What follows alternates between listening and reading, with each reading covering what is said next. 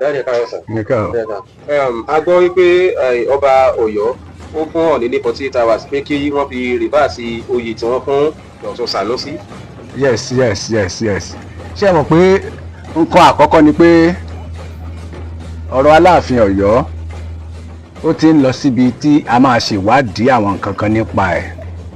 Ẹ rántí pé òun náà ni wọ́n fẹ̀sùn kàn gbà yẹn tí wọ́n ránṣẹ́ sí bàbá ọba ìlú Ọ̀yọ́ tó jí.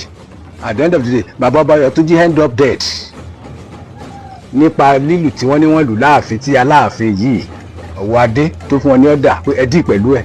After dealing with the man la gbọ́ pé bàbá yẹn ti kú. Àdẹ̀tí ìrí bóyá àwa lè sọ bóyá bàbá Ọ̀yọ́ tó jí kò bímọ sáyé tàbí kò lẹ́gbọ̀n kò lábúrò kò ní siblings because ó yẹ ká ti gbọ́ nípa ibi tí ẹjọ́ yẹn dé dúró báyìí. Ìbẹ̀rẹ̀ ò dẹ̀ jọ àwa lójú, ìbẹ̀rẹ̀ Aláàfin Ọ̀yọ́ Ọ̀wọ́ Adé ò jọ àwa lójú torí pé ní ọ́fíìsì gómìnà ni wọ́n ti dífá fún wípé ò ní fámú. Mákindé ló fi jọba. Bóyá ńgbà tí Mákindé bá parí tẹ́níọ̀ ẹ̀ o tó bá lọ ìlú ẹ̀ tó lọ sinmi bóyá ẹjọ́ àdìde àti ìmọ̀ ní tó ṣẹlẹ̀ tá a fi gbọ́ nǹkan kan lórí ọ̀rọ̀ ikú bàbá ọba Ọ̀yọ́ tó jí àti ìmọ̀. Nígbà táwa ń gbọ́ ó fún Ọọ̀ni of Ifẹ̀ ẹ̀wọ̀n ní Ọọ̀ni wọlé kò dìde kò ṣàyẹ́sí Ọọ̀ni nǹkan kan gbá wò ṣé bó padà wá sáàfin Ifẹ̀ tó wá apologize. Nígbà tá a tún wá máa rí sìn láti wá sọ pé wọ́n fi Dr. Sanusi ìkan náà businessman tó wà ní Ìbàdàn wọ́n fi joyè ní Ilé Ifẹ̀ ọ̀kan lọ́mọ of Yorùbá land. Aláàfin dìde against ẹ̀ pé kó reverse ẹ̀ pé Ọọ̀ni ò lágbára láti fìyàn jẹ ọba Yorùbá land sọ́yọ́ ló wá lágbára.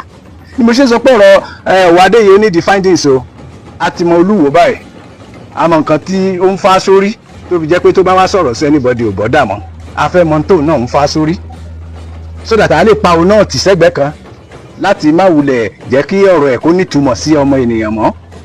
Mo dẹ̀ sọ fún ìdá time oríṣiríṣi ọba la ní báyìí léyìí tó mu gbó wà léyìí tó mu drug wà léyìí tó mu ewé ẹni wà oríṣiríṣi ni wọ́n ń ṣe so ń sìn báyìí a dẹ̀ ti ń lọ sí ipò kan tá a ti máa pín wọn sọ́tọ̀ọ̀tọ̀ àwọn ọba gidi àwọn àdébù ọba àwọn ọba 1.5 àti half àwọn akọ́tà náà wà so ìyẹn ni ò jẹ́ kí ọ̀rọ̀ ẹ̀ kó jọ wá lójú Ọọ̀ni ò lè fún lésì kí nígbà tó bá lọ fún bàbá ẹ̀ kì í ṣe bàbá ẹ̀ o nígbà tó lọ fún bàbá ẹ̀ ní 48 hours kó reverse tó ṣe definitely bàbá ohun tó mú afẹ́ mọ́ kí ọba kan nílẹ̀ Yorùbá ẹ̀ òun fún Ọọ̀ni ní 48 òun fún bàbá òun ní 48 hours so àti rí pé ọ̀rọ̀ yẹn ẹni tó yẹ kó lè sọrú ẹ̀ ẹ̀yin náà á mọ̀ ọ̀rọ̀ Yorùbá land tó ń folóyè jẹ oyè kan ṣoṣo l'Aláàfin ní tí wọ́n ń bá dù tí wọ́n ń fún tó jẹ́ ti Yorùbá land gbogbo Yorùbá land ó ní Ààrẹ Ọ̀nà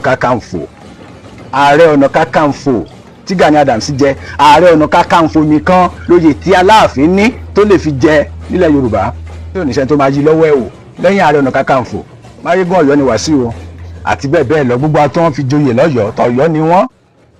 You understand? Wàá rí pé tálákẹ́ bá fìyàn jọba tó bá fìyàn joyè á ní kinní kan oyè kinní kan of Ẹ̀gbá land.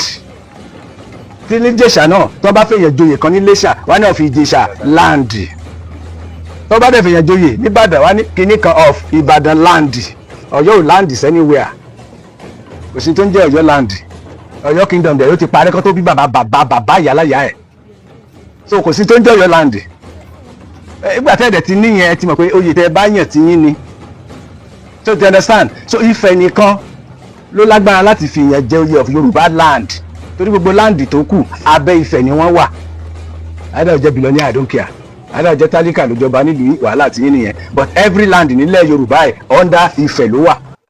Ọ̀wọ́ Adé yìí tó bá yẹ pé gẹ́gẹ́ bí orúkọ ọmọ ó yẹ kó fúnra ẹ̀ ní ọ̀wọ̀ torí adé ti wà lórí ẹ̀ ayé ló wà ó ti jẹ ọba tó jẹ ó ti jẹ Aláàfin kí Bọ́lá Tinubu tó declare Ọọ̀ni of Ifẹ̀ àṣọ lórí gbogbo ọba ní south ìṣe lórí gbogbo ọba nílẹ̀ Yorùbá o ní gbogbo south títí délẹ̀ Ìgbò Ọọ̀ni federal government ló fi ṣe olórí fún gbogbo wọn ẹ kò ṣe wá fún Bọ́lá Tinubu ní 48 hours kó withdraw ẹ̀ in fact mi ìfẹ́ kí ló bí mi sí ọba yìí o Tinubu bá bí mi máa sọ ọ̀rọ̀ burúkú o ṣé bí ojú ẹ̀ ní Bọ́lá Tinubu ṣe fún ọba yìí ní olórí gbogbo ọba ní south tó fi ti Sókótó fún wọn ní north kò ṣe wá kọ̀wé sí Bọ́lá Tinubu ńgbà yẹn àbẹ́ni tó fi ṣe olórí yín kì í ṣe òun aláṣẹ ni kì í ṣe òun lọ̀gá yín ni kì í ṣe òun ní bàbá yín ni kó lọ ṣọ́ra ẹ o kó fi Ọọ̀ni of Ifẹ̀ sílẹ̀ o kó fèsì federal government o kò sóyè tó lè wá látọ̀yọ́ tó jẹ́ ti Yorùbá land lẹ́yìn Ààrẹ Ọ̀nà Kakanfò.